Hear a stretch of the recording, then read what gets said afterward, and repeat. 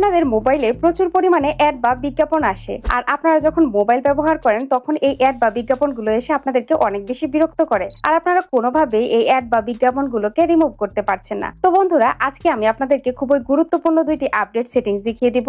এই দুইটি সেটিংস যদি আপনি আপনার মোবাইলে করতে পারেন তাহলে কিন্তু আর কখনোই আপনার মোবাইলে এই অ্যাড বা বিজ্ঞাপনগুলো এসে আপনাকে বিরক্ত করবে না। তো কি সেই দুইটি সেটিংস, চলুন দেখিয়ে দিচ্ছি। পেজটিকে ফলো দিয়ে রাখতে পারেন এবং ভিডিওটি আপনি আপনার টাইমলাইনে শেয়ার করে রাখুন, কারণ ভিডিওটি কিন্তু অনেক বেশি গুরুত্বপূর্ণ।